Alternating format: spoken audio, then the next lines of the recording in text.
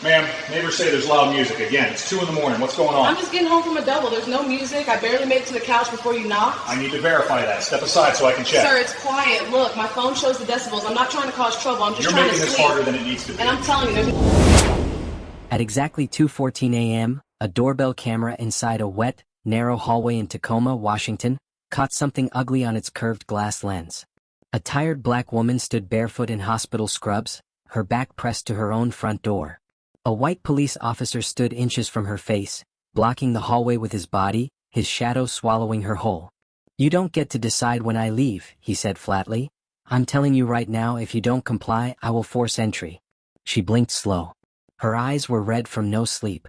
Her voice shook, but she stayed calm. "I just got home from saving lives," she said softly. The officer smirked like he'd heard a joke.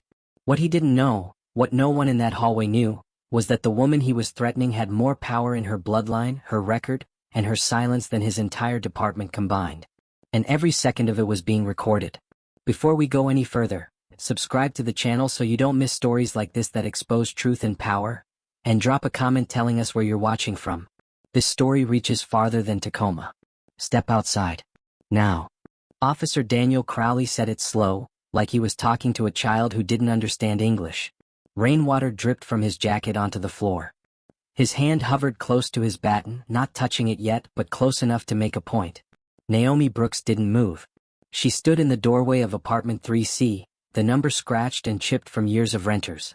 Her satin bonnet sat crooked on her head. Her teal scrubs were wrinkled, stained faintly at the knee with iodine. Her shoes were still on, laces loose, like she hadn't even made it inside yet. "I've already explained," Naomi said. "I just got off a 16-hour shift. I didn't have anyone over. I didn't play music. I went straight to bed." Crowley leaned in closer. "Funny how it's always a story with you people." The hallway went quiet. The doorbell camera caught the way Naomi's jaw tightened. The way her eyes dropped to the floor, not in shame but in control. "You people?" she repeated. Crowley smiled, sharp and small. "Don't start," he said. "I'm not in the mood." Naomi Brooks had been awake for 22 hours. Her shift at Rainier Medical Center had been hell. 2 nurses called out sick. 1 resident broke down crying in the supply room. Naomi had covered ICU beds that should have had 3 nurses, not 1. She had held a man's hand while his lungs failed, she had cleaned blood off her shoes, she had charted until her fingers cramped. And then she drove home in silence, windows cracked, rain hitting the windshield like tiny fists. Naomi wasn't loud. She wasn't flashy. She didn't wear makeup to work. She drove a 10-year-old Honda with a dent in the back bumper. People looked at her and saw ordinary. What they never saw were the framed medals in a storage box under her bed, the folded flag, the sealed letters. What they never knew was that Naomi Brooks came from a line of people who had served this country so deeply that their names were carved into stone. And she never used that. She never had to. Until tonight. Crowley shifted his weight, blocking the doorway completely now. "We got a noise complaint," he said. "Neighbor says yelling. Banging." Sounded like a domestic situation. Naomi shook her head. "That's not true." "You live alone?" Crowley asked. "Yes." "No boyfriend?" he pressed. "No. No kids." His eyes scanned her body, her apartment behind her. "No." Crowley exhaled hard like she was lying to him. "Then explain why the neighbor heard a man yelling." Naomi swallowed. "I can't explain something that didn't happen." Crowley's face hardened. "That's your problem," he said. "You always got excuses." Naomi looked up at him then. Really looked. He was thick-necked, broad, his face red like it stayed angry even when he slept. His badge read Crowley, letters worn from years of being touched. "I'm asking you to lower your voice," Naomi said calmly. "You're standing very close to me." Crowley laughed once. "This is my hallway right now." He took a half step forward. The camera caught Naomi's shoulders stiffen. "You don't need to be aggressive," she said. "Don't tell me how to do my job," he snapped. Down the hall, a door cracked open. Someone peeked out, then closed it fast. Nobody said anything. Nobody ever did. Crowley lifted his radio. "Dispatch," he said. "Subject is non-compliant." Naomi's breath caught. "I am complying," she said quickly. "I'm talking to you. I just don't understand why." "Because I said so," Crowley cut in. His hand brushed the baton. Not grabbed. Just brushed. The message was clear. Naomi's voice broke just a little. "I'm tired," she said. "Please." Crowley's eyes narrowed. Don't play tired with me. The words hung heavy. The camera caught the way Naomi's eyes filled, but no tears fell. She straightened her back. I save people's lives, she said quietly. Every day. Crowley scoffed. Yeah, you and everybody else. Something shifted then. Not in Crowley. In Naomi. She stopped explaining, stopped defending, stopped trying to be understood. She looked past him, down the hall, toward the elevators, toward the exit. Her hand slipped into her scrub pocket. Crowley noticed. Don't reach, he barked. Naomi froze. Slowly, carefully, she pulled out her phone. It's already recording, she said. This camera too. Crowley smirked. You think that scares me? Naomi didn't answer. Instead, she tapped one contact. A name Crowley couldn't see. The phone rang once. Twice. Then. Naomi? A man's voice said. Come. Be awake. Her voice finally cracked. I need you, she said. Crowley rolled his eyes. Who you calling, huh? Daddy? Lawyer? Naomi met his gaze. Both, she said. And something in her tone, steady now, grounded, made Crowley pause. The man on the phone spoke again. Put me on speaker. Naomi did. Officer, the voice said. This is Marcus Hale. Crowley's brow furrowed. So? There was a beat. Then the voice said something that changed the air. Step away from my niece. The hallway went silent. Even the rain seemed to hush. Crowley laughed, uneasy. You're what? Naomi closed her eyes. And for the first time that night she smiled, not with joy but with truth. My uncle, she said. The former Deputy Secretary of Homeland Security. Crowley's face drained of color. The camera caught every second. Officer Daniel Crowley stood frozen in the narrow hallway, his body still blocking the doorway, but his confidence already leaking out through his pores. Deputy Secretary? He repeated, forcing a laugh. Yeah, okay. Anybody can say anything over a phone. Marcus Hale's voice didn't rise. It didn't rush. It didn't threaten. It didn't need to. Officer Crowley, he said calmly, I have your badge number, your unit assignment, and the name of your sergeant. I also have access to the live feed from that building camera you're standing under right now. I suggest you step back. Crowley's eyes flicked upward for the first time. The fisheye lens stared down at him. Unblinking, silent, patient. Naomi watched his throat move as he swallowed. This is a local matter, Crowley snapped. Federal has nothing to do with this. Marcus paused, then said something that cut through the hallway like a blade.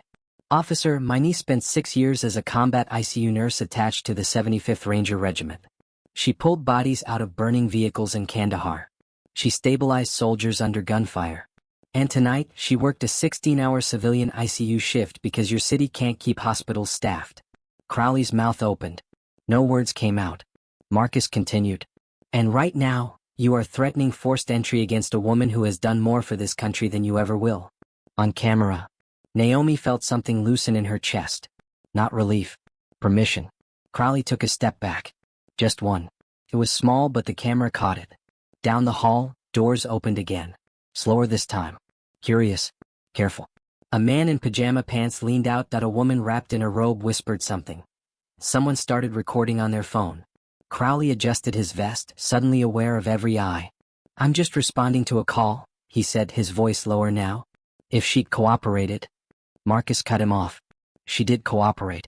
You escalated. Crowley's radio crackled. Unit 12, status check. Crowley hesitated. Naomi answered before he could. I'm standing in my doorway, she said clearly. Being threatened. Silence. Then another voice came through the radio. Older. Firm. Crowley, why are you still on scene? His shoulders sagged. I'm handling it, he muttered. No, the voice said. You're not.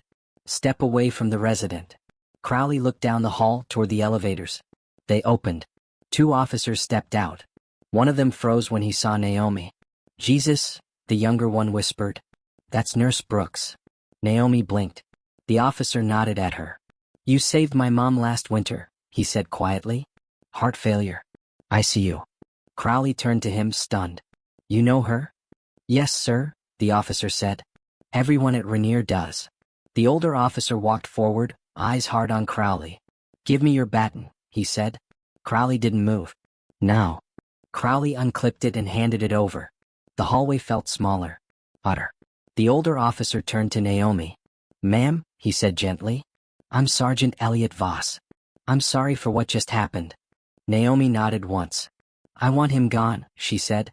And I want the report to say exactly what he said. Voss didn't hesitate. It will. Crowley's face flushed deep red. This is bull.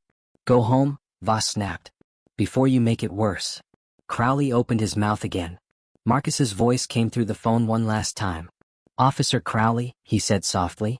My office will be in touch by morning. Crowley's eyes widened. Morning meant paperwork, investigations, suspension. Morning meant consequences. He turned and walked away. Not proud, not tall. Just small. The camera followed him until the elevator doors closed. The hallway stayed quiet for a long moment. Then Naomi's knees gave. She caught herself on the door frame, breath shaking. Sergeant Voss stepped closer but didn't touch her. You okay? He asked. Naomi nodded. I will be, she said. I just need sleep. The younger officer cleared his throat. For what it's worth, he said, we filed complaints on Crowley before. Nothing stuck. Naomi looked at him. This time it will, she said. He nodded. I think so too. The neighbors retreated back into their homes, softer now. Slower. Ashamed. One woman lingered. I heard him yelling, she said quietly. I should have said something. Naomi met her eyes. Next time, she said. Say something. The woman nodded, tears forming. I will. The officers left. The hallway emptied. Naomi closed her door. The lock clicked. She leaned back against it and slid down until she was sitting on the floor. Her phone buzzed. A text from Marcus. You did nothing wrong. I'm proud of you. Naomi stared at the words. Then she cried. Not loud. Not long. Just enough. 3 months later, the footage leaked. Not by Naomi. By the city. It went viral. The words, the tone, the hand near the baton. Officer Daniel Crowley was suspended, then fired. The city settled quietly. Naomi didn't take the money. She donated it to fund night shift nurses. When a reporter asked her why, she said one sentence. Power doesn't mean raising your voice, Naomi Brooks said. It means knowing who you are, even when someone tries to make you feel small. That quote stayed. So did she. If this story moved you, subscribe to the channel for more real stories that expose truth and flip the script. And tell us in the comments, what would you have done if you were standing in that hallway that night? Your voice matters.